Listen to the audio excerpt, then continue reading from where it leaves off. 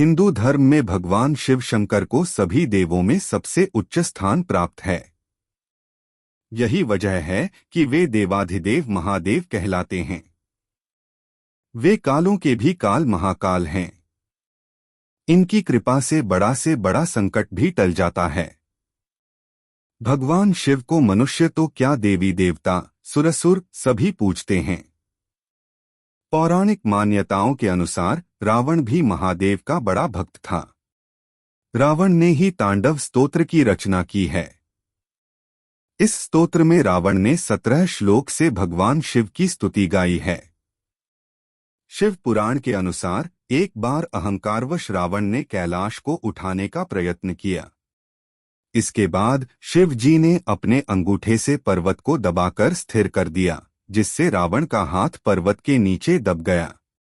तब पीड़ा में रावण ने भगवान शिव की स्तुति की। रावण द्वारा गाई गई यही स्तुति शिव तांडव स्तोत्र के नाम से जानी जाती है। मान्यता है कि शिव तांडव स्तोत्र का पाठ अन्य किसी भी पाठ की तुलना में भगवान शिव को अधिक प्रिय है। मान्यता है कि नियमित रूप से शिव तांडव स्तोत्र का पाठ करने से कभी भी धन संपत्ति की कमी नहीं होती है। इस पाठ को करने से व्यक्ति का चेहरा तेजमय होता है, आत्मबल मजबूत होता है। धार्मिक मान्यता है कि शिवतांडव स्तोत्र का पाठ करने से हर मनोकामना पूर्ण हो जाती है। महादेव नृत्य, चित्रकला, लेखन, योग, ध्यान, समाधि आदि सिद्धियों को प्रदान करने वाले हैं। ऐसे में शिव तांडव स्तोत्र का पाठ करने से इन सभी विषयों में सफलता प्राप्त होती है। इसके अलावा जिन लोगों की कुंडली में सर्प योग, कालसर्प योग या पितृ दोष लगा हुआ हो, उन्हें भी शिव तांडव स्तोत्र का पाठ करना चाहिए। साथ ही शिव तांडव स्तोत्र का पाठ करने से शनि दोष को कुप्रभावों से भी छुटकारा मिलता है। धार्मिक मान्यताओं के अनुसार शिव तांडव स्तोत्र का पाठ प्रातः काल या प्रदोष काल में ही करना चाहिए। शिव तांडव स्तोत्र का पाठ करने के लिए सबसे पहले स्नानादि करने के पश्चात स्वच्छ वस्त्र धारण करें। फिर भगवान भोलेनाथ को प्रणाम करें और धूप, दीप और नैवेद्य से उनका पूजन करें। मान्यता है कि रावण ने पीड़ा के कारण इस स्तोत्र को बहुत तेज स्वर में गाया था। इसलिए आप भी गाकर शिव तांडव स्तोत्र का पाठ करें। कहा जाता है कि नृत्य के साथ इसका पाठ करना सर्वोत्तम होता है, लेकिन तांडव नृत्य केवल पुरुषों को ही करना चाहिए। वहीं पाठ पूर्ण हो जाने के बाद भगवान शिव का ध्यान करें। आए शिव तांडव स्तोत्र का पाठ करें। सघन जटामंडल रूप वन से प्रवाहित होकर श्री गंगा जी की धाराएं जिन शिवजी के पवित्र कंठ प्रदेश को प्रक्षालित करती हैं और जिनके गले में लंबे लंबे बड़े बड़े सर्पों की मालाएं लटक रही हैं, तथा जो शिवजी डमरू को डमडम बजाकर प्रचंड तांडव नृत्य करते हैं, वे शिवजी हमारा कल्याण करें। अति अम्भीर कटाहरूप जटाओं में अतिवेग से विलासपूर्वक भ्रमण करती हुई देवनदी गंगा जी की चंचल लहरें जिन शिवजी के शीश पर लहरा रही हैं तथा जिनके मस्तक में अग्नि की प्रचंड ज्वालाएं धधक कर प्रज्वलित हो रही हैं, ऐसे बाल चंद्रमा से विभूषित मस्तक वाले शिवजी में मेरा अनुराग प्रेम प्रतिक्षण बढ़ता रहे। पर्वतराज सुता के विलासमय रमणीय कटाक्षों से परम आनंदित चित्त वाले माहेश्वर तथा जिनकी कृपा दृष्टि से भक्तों की बड़ी से बड़ी विपत्तियां दूर हो जाती हैं, ऐसे दिशा ही हैं वस्त्र जिसके दिगंबर शिवजी की आराधना में मेरा चित्त कब आनंदित होगा।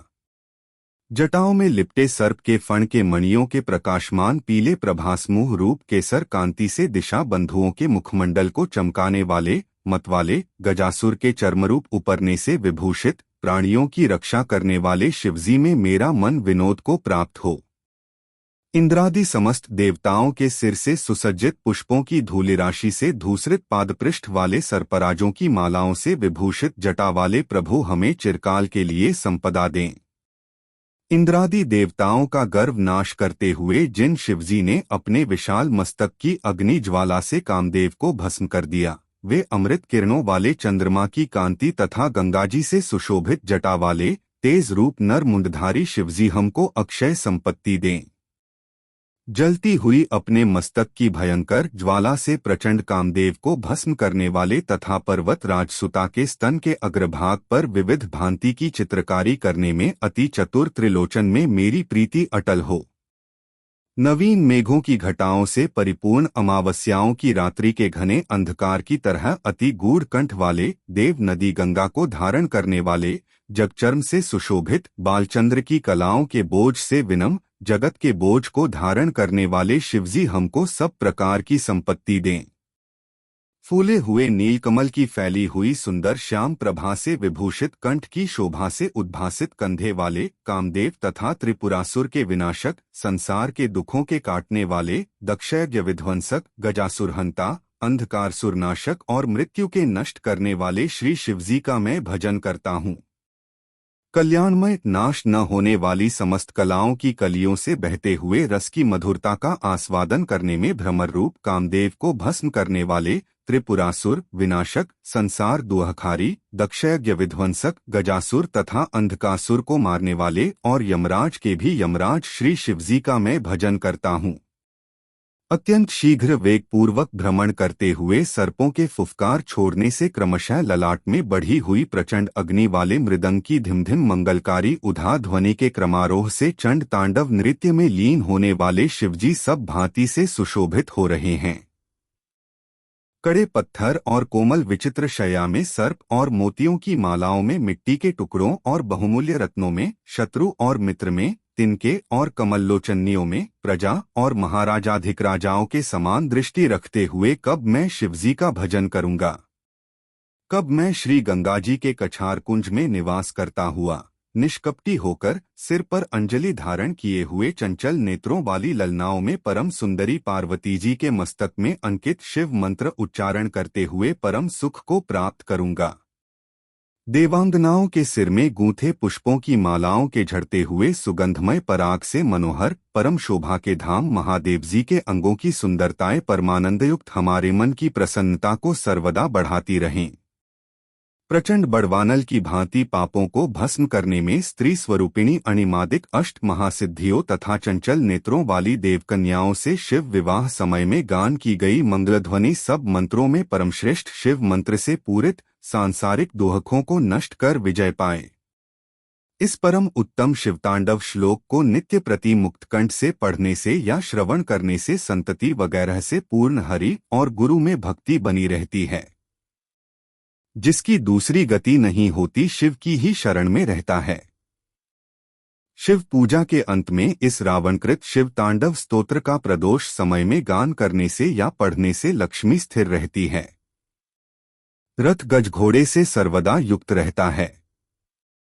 इस प्रकार श्री रावणकृत शिवतांडव स्तोत्र संपूर्ण हुआ।